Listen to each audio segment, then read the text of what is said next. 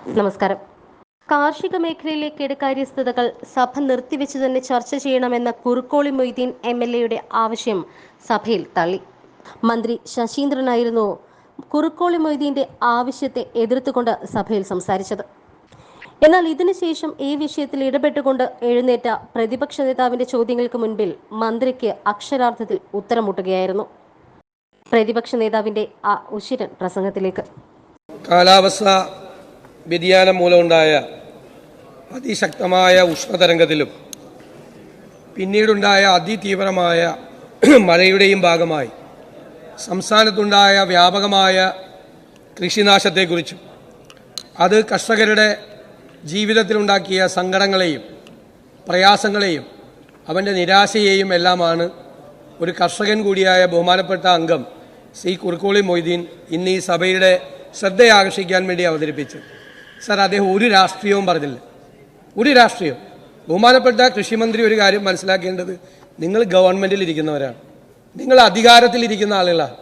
നിങ്ങളെ സ്ക്രൂട്ടിനി ചെയ്യും, നിങ്ങളുടെ നടപടികളെ ഞങ്ങൾ പരിശോധിക്കും. അതാണ് ഞങ്ങളുടെ ജോലി. അത് ചിലപ്പോൾ തെറ്റുകൾ ചൂണ്ടിക്കാണിക്കും, ചിലപ്പോൾ കുറ്റങ്ങൾ ചൂണ്ടിക്കാണിക്കും. അദ്ദേഹം രാഷ്ട്രീയമായ ഒരു വാചകം പോലും ഉപയോഗിച്ചില്ല.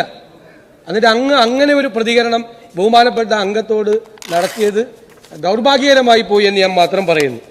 സർ, നമുക്കറിയാം, ഞങ്ങൾ ഈ നിയമസഭയ്ക്കകത്ത് 1.5 വർഷം മുമ്പ് Inter government panel on climate change 195 രാജ്യങ്ങളുടെ ക്ലൈമറ്റ് ചേഞ്ചിനെ കുറിച്ചുള്ള റിപ്പോർട്ട്, അതിന്മേൽ നാസ നടത്തിയ പരിശോധന, ആ റിപ്പോർട്ട് ശ്രീ PC വിശ്വനാഥ് നിയമസഭയിൽ കൊണ്ടുവന്നു. സർ, ഞങ്ങളോട് അന്ന് പറഞ്ഞു, യൂറോപ്പിലെ പോലും ഒരു ലെജിസ്ലേച്ചറിലും ഇന്ത്യയിലെ ഒരു ലെജിസ്ലേച്ചറിലും ആരും കൊണ്ടുവന്നില്ല. പക്ഷെ കേരളത്തിലെ പ്രതിപക്ഷം കൊണ്ടുവരാനുണ്ടായ കാരണം ഈ കാലാവസ്ഥാ വ്യതിയാനം അറേബ്യൻ കടലിൽ ഉണ്ടാകാൻ പോകുന്ന വലിയ മാറ്റങ്ങൾ, ഇതുവരെ കാണാത്ത ഗൗരവതരമായ മാറ്റങ്ങൾ, അതുവരെ ബേ ഓഫ് ബംഗാളിന്റെ ഭാഗമായി ഉണ്ടായിരുന്ന സൈക്ലോണും അതിതീവ്ര മഴയും ബംഗാളിലും ഒറീസയിലും ആന്ധ്രയിലുമെല്ലാം 3-4 ദശാബ്ദങ്ങളായി ഉണ്ടായിരുന്ന പ്രശ്നങ്ങൾ ഇതാ അറേബ്യൻ സീയിൽ വരാൻ പോകുന്നു. അതിന്റെ ഗുരുതരമായ പ്രത്യാഘാതം ഉണ്ടാകാൻ പോകുന്നത് കേരളത്തിലാണ് എന്നീ സഭയിൽ കൊണ്ടുവന്ന് ചർച്ച ചെയ്തവരാണ് ഞങ്ങളെന്ന് ആവശ്യപ്പെട്ട വളരെ പ്രധാനപ്പെട്ട കാര്യം. സാർ, ഈ കാലാവസ്ഥാ വ്യതിയാനത്തിന്റെ അടിസ്ഥാനത്തിൽ അപകടകരമായ സംഭവങ്ങൾ ഉണ്ടാകാൻ പോവുകയാണ്. അതിന്റെ അടിസ്ഥാനത്തിലുള്ളൊരു പോളിസി ചേഞ്ച്, നയപരമായ മാറ്റം എല്ലാ കാര്യത്തിലും ഉണ്ടാകണം. പ്രത്യേകിച്ച് കാർഷിക മേഖലയിൽ, നമ്മുടെ നിർമ്മാണ കാര്യങ്ങളിൽ, നമ്മുടെ വികസന സമീപനങ്ങളിൽ എല്ലാം അടിസ്ഥാനപരമായ മാറ്റം ഇനി ക്ലൈമറ്റ് ചേഞ്ചിനെ അടിസ്ഥാനമാക്കി വേണം ചെയ്യാൻ. സർ, അപ്രതീക്ഷിതമായ കാര്യങ്ങളാണ് ഉണ്ടായത്. മാർച്ച്, ഏപ്രിൽ, മെയ് തുടങ്ങിയ 3 മാസങ്ങളിൽ അതികഠിനമായ ചൂടായിരുന്നു. ഞാനിവിടെ ഇന്നലെ മുഖ്യമന്ത്രിയും പറഞ്ഞു, ഇന്ന് കൃഷി മന്ത്രിയും പറഞ്ഞു, ഞാൻ ആവർത്തിക്കുന്നില്ല. സർ, മെയ് ലാസ്റ്റ് വീക്ക് മുതൽ ജൂൺ വരെ അതിതീവ്ര മഴയുണ്ടായി. ഏത് സമയത്തും ക്ലൗഡ് ബേസ്റ്റ് ഉണ്ടാവാം, ഏത് പ്രത്യേക സ്ഥലത്തും വലിയ മഴ, അതിതീവ്രമായ മഴയുണ്ടാകാം, സൈക്ലോൺ ഉണ്ടാകാം. അതിനൊരു അപകടകരമായ നിലയിലാണ് കേരളം നിൽക്കുന്നത്. സാർ, ഇതുണ്ടാക്കിയ കൃഷിനാശം എന്ന് പറയുന്നത് സർക്കാരിന്റെ കണക്ക് തന്നെ, പ്രാഥമിക കണക്ക് തന്നെ 500-600 കോടി രൂപയോളം വരും. പ്രാഥമികമായ കൃഷിനാശം. ഞങ്ങൾ പറയുന്നത് അത് 1000 കോടിയോളം രൂപയുടെ നഷ്ടം കാർഷിക മേഖലയിൽ ഉണ്ടാക്കിയിട്ടുണ്ട്. സാർ, കൂനിന്മേൽ കുരുവെന്നതുപോലെയാണ്. നേരത്തെ തന്നെ ഒരുപാട് പ്രശ്നങ്ങൾ കാർഷിക മേഖലയിലുണ്ട്.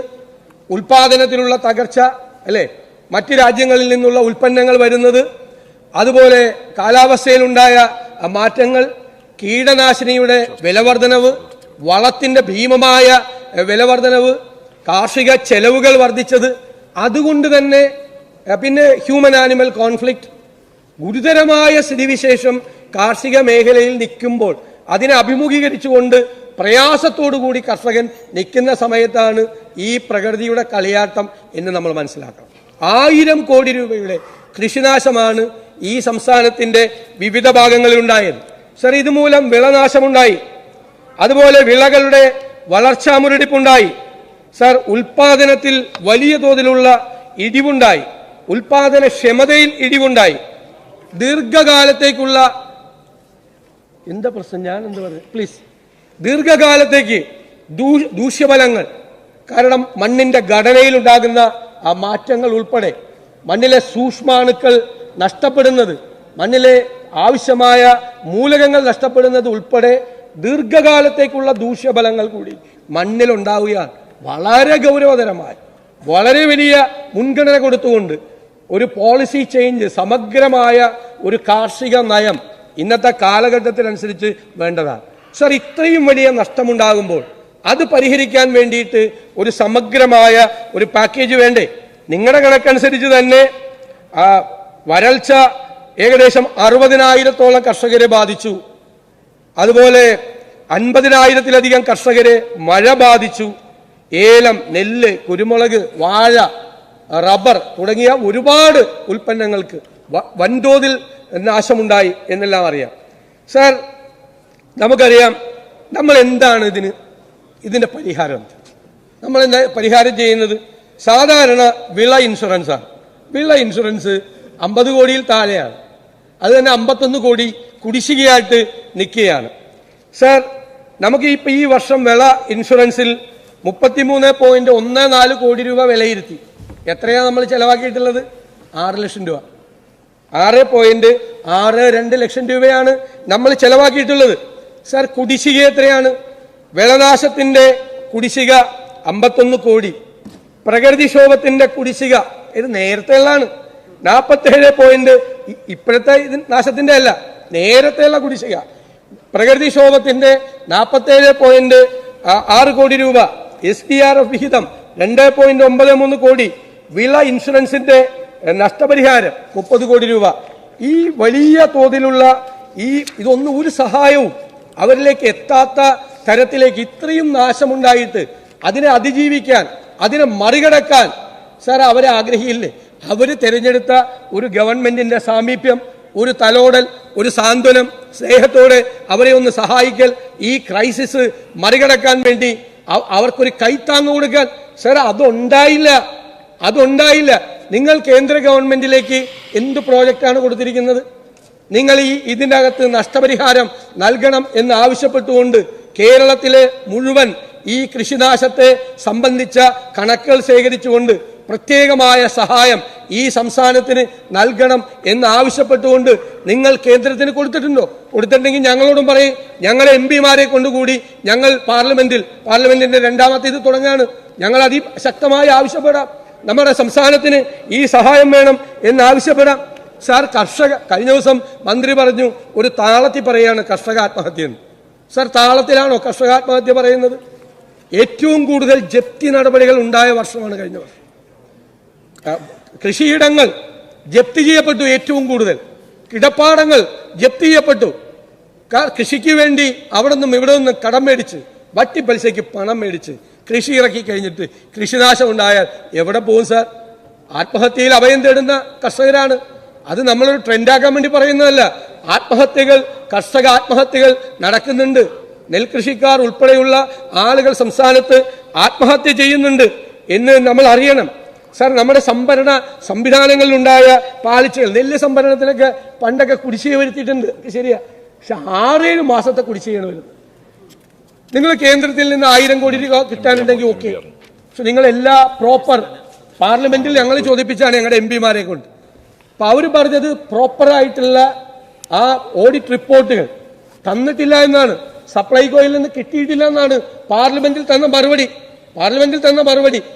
ഇപ്പോഴല്ല ഞാൻ പറഞ്ഞത്, 2 മാസം മുമ്പുള്ള കാര്യമാണ്. 2 മാസം മുമ്പ്, തെരഞ്ഞെടുപ്പിന് മുമ്പ് നിയമസഭയിൽ ഇത് പറഞ്ഞത് കൊണ്ട് നമ്മുടെ MP-മാരെ കൊണ്ട് പാർലമെന്റിൽ ഞങ്ങൾ ചോദിച്ചപ്പോൾ കിട്ടിയത് നിങ്ങളുടെ ആ പ്രോസസ്സ് പൂർത്തിയാക്കിയിട്ടില്ലെന്ന്. ഇപ്പൊ പൂർത്തിയാക്കി കാണുമായിരിക്കും. ഞാൻ പറയുന്നില്ല, നേരത്തെ പൂർത്തിയാക്കിയിട്ടില്ല. അത് വാങ്ങിക്കണം. നമുക്ക് ഇനി 441 കോടി രൂപ നൽകാൻ ബാക്കിയുണ്ട്. ഇനി ബോർഡുകാരി അറിയേണ്ടത്, അങ്ങോട്ട് അറിയണം. കിലോയ്ക്ക് 20 രൂപ 40 പൈസയായിരുന്നു കേന്ദ്രം തരുന്നത്. സംഭരണ വില 20 രൂപ 40 പൈസയായിരുന്നു സംഭരണ വില. കേന്ദ്രം 1 രൂപ 43 പൈസ കൂട്ടി. അപ്പൊ കേന്ദ്രത്തിന്റെ 20-40 സംസ്ഥാനം തരുന്ന 7.80 കൂടി ഒരു തുകയാവുമല്ലോ. ഇവരെന്ത് ചെയ്യുന്നറിയോ? 1 രൂപ 43 പൈസ കേന്ദ്രം കൂട്ടിയപ്പോ സംസ്ഥാനം കൊടുക്കുന്ന 7 രൂപ 80 പൈസയിൽ നിന്ന് ആ 1.43 കുറച്ചു. എന്നിട്ട് കേരളത്തിന്റെ വിഹിതം 7.80 ഉണ്ടായിരുന്നത് 6 രൂപ 37 പൈസയാക്കി. കേന്ദ്രത്തിൽ നിന്ന് കൂട്ടിയ പൈസ സംസ്ഥാന വിഹിതത്തിൽ നിന്ന് കുറച്ച ആളുകളാണ് ഇവിടെ ഇരിക്കുന്നത്. ചെയ്യാമോ സാർ അങ്ങനെ? ആരോടാണ് ഇത് ചെയ്യുന്നത്? പാവപ്പെട്ട നെൽകർഷകരോടാണ് ഇത് ചെയ്തത്. പാവപ്പെട്ട നെൽകർഷകരോട്. ഇനിയും കൂട്ടിയിട്ടുണ്ട്, ദയവ് ചെയ്ത് അതും കൂടി കുറയ്ക്കരുത്. ഇനിയും കേന്ദ്രം കൂട്ടിയിട്ടുണ്ട്, അതുകൂടി ഇതിൻ്റെ അകത്തുനിന്ന് കുറയ്ക്കരുത് സാർ. ഇതെല്ലാം ഗൗരവതരമായ വിഷയമാണ്. ഇപ്പോ അങ്ങ് കുറേ കാര്യങ്ങൾ പറയാം, എല്ലാത്തിനും ഞാൻ പറയാമല്ലെങ്കിലും ഞാൻ അദ്ദേഹത്തെ ഒരു തരത്തിലും അദ്ദേഹം പക്ഷേ ഒരു ഗവൺമെൻറ് ഒന്നുമേ ചെയ്യുന്നില്ല എന്ന് പറയുമ്പോൾ ചെയ്ത കാര്യങ്ങൾ പറയേണ്ടതൊരു അനിവാര്യതയാണെന്നുള്ളതുകൊണ്ട് ഞാൻ പറഞ്ഞതാണ്. രണ്ടാമത്തെ കാര്യം, കാലാവസ്ഥയുടെ പ്രശ്നത്തേക്ക് വളരെ ഗൗരവത്തെ ഞങ്ങൾ കണക്കാക്കുന്നത്. അതുകൊണ്ടാണ് ആ വേൾഡ് ബാങ്കിൻ്റെ പ്രോജക്റ്റ് ഞാൻ നേരത്തെ പറഞ്ഞത്. ഏതാണ്ട് 2375 കോടി രൂപയുടെ പദ്ധതി. അപ്പോൾ നമുക്കൊരു നയമില്ല, പദ്ധതിയില്ല എന്ന് പറഞ്ഞാൽ ശരിയല്ല. 3, കാർഷിക മേഖലയിൽ ഇപ്പോൾ ഉണ്ടായിരിക്കുന്ന നഷ്ടത്തെക്കുറിച്ച് തിട്ടപ്പെടുത്തുകയും കേന്ദ്ര ഗവൺമെൻറ് മുമ്പാകെ സമർപ്പിക്കുകയും ചെയ്തിട്ടുണ്ട്. കേന്ദ്ര കൃഷി വകുപ്പ് മന്ത്രി കൂടിക്കാഴ്ചയ്ക്ക് സമയം അനുവദിച്ച് 2-ാം തീയതി പിന്നെ മാറിപ്പോയതുകൊണ്ടാണ് ഞങ്ങൾ അത് എല്ലാ എം പിമാരുമായും അങ്ങ് മുൻകൈയെടുത്ത് അങ്ങയുടെ മുന്നണിയുടെ പറയുക 15-ാം തീയതി മുഖ്യമന്ത്രി, ഞാൻ ഒറ്റ കാര്യങ്ങൾ പറയാം, 15-ാം തീയതി മുഖ്യമന്ത്രി പ്രത്യേക യോഗം വിളിച്ചിട്ടുണ്ട്. ആ കൂട്ടത്തിൽ ഈ കാര്യം വളരെ ഗൗരവതരമായി തന്നെയാണ് കണക്കാക്കുന്നത്. നെല്ലിൻ്റെ കാര്യത്തിൽ നമ്മൾ കേരളത്തിൽ 28 രൂപ 20 പൈസ ആക്കുന്നതിന് വേണ്ടി കൊടുത്ത സഹായമാണ്. കൂടുതൽ കൊടുക്കണം എന്നുള്ള കാര്യത്തിൽ തർക്കമൊന്നുമില്ല. പക്ഷേ എന്നാൽ നമ്മുടെ സാമ്പത്തികം വെച്ചിട്ടാണ് അങ്ങനെ നിൽക്കുന്നത്. അതിനകത്ത് ആവശ്യമായ ഇടപെടൽ, ഈ വർധന അനുസരിച്ച് ആവശ്യമായ രീതിയിലുള്ള ക്രമീകരണങ്ങൾ ഉണ്ടാവും എന്ന് ഈ സഭയിൽ നേരത്തെ പറഞ്ഞിട്ടുള്ളതാണ്. നിങ്ങൾ you are totally delayed. March, April, May മാസങ്ങളിലുണ്ടായ ഉഷ്ണതരംഗവും മെയ് ലാസ്റ്റ് മുതലുണ്ടായ അതിതീവ്ര മഴയുമാണ് കഴിഞ്ഞ 5 മാസക്കാലമായി കേരളത്തിലെ കർഷകർ അനുഭവിച്ചുകൊണ്ടിരിക്കുന്ന പ്രയാസത്തെക്കുറിച്ചാണ് സൂചിപ്പിച്ചത്. നിങ്ങൾ പ്രോജക്റ്റൊക്കെ ഉണ്ടാക്കി കഴിഞ്ഞാൽ കേന്ദ്രത്തിൽ നിന്ന് സമ്മർദ്ദം ചെലുത്താൻ ചെയ്യാവുന്ന എല്ലാ കാര്യത്തിന്റെ മുമ്പിൽ ഞങ്ങൾ നിൽക്കും സാർ. ഞാൻ പറഞ്ഞത് കേന്ദ്രത്തിൽ നിന്ന് കിട്ടിയ പൈസ വരെ, കൂട്ടിക്കിട്ടിയ പൈസ വരെ കേരളത്തിന്റെ ഷെയറിൽ നിന്ന് കുറയ്ക്കുന്നത് എന്തും മര്യാദയാണ് സാർ. സാർ പിന്നെ പാഡി റെസീറ്റ് ഷീറ്റ് കൊടുക്കും. എന്തിനാ പാഡി റെസീറ്റ് ഷീറ്റ്? സർക്കാർ കൊടുക്കാൻ വൈകും നെല്ല് സംഭരണത്തിന്റെ തുക. അപ്പൊ സർക്കാർ ബാങ്കുകളുമായി ധാരണയുണ്ടാക്കി പാഡി റെസീറ്റ് ഷീറ്റ് കർഷകൻ കൊണ്ടുപോയി ബാങ്കിൽ കൊടുത്താൽ ബാങ്ക് അത് അഡ്വാൻസ് ചെയ്ത് കൊടുക്കും. നല്ല സ്കീമാണ്, നമ്മുടെ കാലത്ത് കൊണ്ടുവന്ന സ്കീമാണ്, നന്നായി നടക്കുകയായിരുന്നു. ഇപ്പോഴുള്ള പ്രശ്നം എന്താ? ഈ ബാങ്കിന് പൈസ സർക്കാർ കൊടുക്കൂല. അപ്പൊ ബാങ്ക് എന്ത് ചെയ്യുമെന്ന് വെച്ചാൽ ബാങ്ക് ഇത് NPA ആയിട്ട് ഡിക്ലെയർ ചെയ്യും, നോൺ പെർഫോമിംഗ് അസറ്റ് ആയിട്ട് ബാങ്ക് ഡിക്ലെയർ ചെയ്യും. ബാങ്ക് ഡിക്ലെയർ ചെയ്ത് കഴിഞ്ഞാൽ ഈ PRS ഇത് കൊടുത്ത് സർക്കാരിന് വേണ്ടി പണം, സർക്കാർ കൊടുക്കേണ്ട പണം സർക്കാർ ഉണ്ടാക്കിയ ധാരണയുടെ പുറത്ത് ഈ കർഷകൻ മേടിക്കുമ്പോൾ ഈ കർഷകന്റെ സിബിൽ സ്കോർ താഴോട്ട് പോവാം. കർഷകന്റെ സിബിൽ സ്കോർ താഴോട്ട് പോവാണ്. നിങ്ങളുടെ സിബിൽ സ്കോറാണ് താഴോട്ട് പോകുന്നത്. നിങ്ങളുടെ സിബിൽ സ്കോർ എപ്പോഴേ താഴോട്ട് പോയി കിടക്കുക. ആ സർക്കാരിന്റെ സിബിൽ സ്കോർ താഴോട്ട് പോകുന്നതിന് പകരം പാവപ്പെട്ട കർഷകന്റെ സിബിൽ സ്കോർ പോയനല്ലേ കുട്ടനാട്ടിൽ ഒരു കർഷകൻ ആത്മഹത്യ ചെയ്ത്. അവൻ വേറെ ലോൺ എടുക്കാൻ ചെന്ന് കഴിഞ്ഞപ്പോൾ പറയാണ് നിന്റെ സിബിൽ സ്കോർ താഴോട്ട് പോയി. എന്താണ്? പ്ലീസ് ഈ സംഭരണത്തിന്റെ ഭാഗമായിട്ടാണ് സർ. പാവപ്പെട്ടവനെ പാടത്ത് അധ്വാനിച്ച് ചോര വിയർപ്പാക്കി അവൻ അധ്വാനിച്ചുണ്ടാക്കുന്ന ആ നെല്ല് സർക്കാർ സംഭരിച്ചിട്ടാണ്. അതിന്റെ പണം കൊടുക്കാതെയാണ് അവന്റെ അധ്വാനത്തിന്റെ ഫലം. ആ പണം കൊടുക്കാതെ താമസം വരുത്തുമ്പോൾ ബാങ്ക് കർഷകനോട് ചെയ്യുന്ന ചെയ്ത്താണിത്. ബാങ്ക് കർഷകനോട് അവന്റെ സിബിൽ സ്കോർ പോയി, അവൻ ഒരു ലോണും ഒരു ബാങ്കിൽ നിന്നും കിട്ടാത്ത തരത്തിലേക്ക് പോവുകയാണ് സർ. നാളികേരത്തിന്റെ കഴിഞ്ഞ ദിവസവും ചോദ്യത്തിന്റെ ഉത്തരമായി മന്ത്രി പറഞ്ഞു ഏത് MLA ആണെന്നാലും തുടങ്ങി ഇത് ഉന്നയിച്ച MLA അങ്ങ് പരിശോധിക്കാന്ന് പറഞ്ഞു. പക്ഷെ 6 മാസമായി ഏത് MLA എഴുതി തന്നാലും അവരുടെ നാളികേര സംഭരണത്തിലുള്ള സംവിധാനം തുടങ്ങാം എന്നീ സഭയിൽ അങ്ങ് നൽകിയ അഷ്വറൻസ് ആണ്. അതിന്റെ ഭാഗമായി കുറുക്കോളും മൈദീൻ പിറ്റേ ദിവസം MLA എഴുതി കൊടുത്തു. അല്ലല്ല 6 മാസമായി ഇതുവരെ എന്തായാലും അവിടെ തുടങ്ങിയിട്ടില്ല. അതങ്ങ് പരിശോധിച്ചാൽ മതി സാർ. അതുകൊണ്ട് ഈ സ്പെഷ്യൽ പാക്കേജ് ഉൾപ്പെടെയുള്ള കാര്യങ്ങൾ സർക്കാർ അതിനെക്കുറിച്ച് ആലോചിക്കുന്നില്ല. ഒരു തരത്തിലുള്ള നഷ്ടപരിഹാരവും ഈ 1000 കോടി രൂപയുടെ നഷ്ടം കർഷകർക്ക് ഉണ്ടായിട്ട് കൊടുക്കുന്നില്ല. സമഗ്രമായ ഒരു നഷ്ടപരിഹാര പാക്കേജ് ഇല്ല, സമഗ്രമായ ഒരു കാർഷിക നയമില്ല സാർ. ഇത് സംഭവിക്കാൻ പോകുന്നത് അടുത്ത വർഷം ഇത് സംഭവിക്കാൻ പോവാ.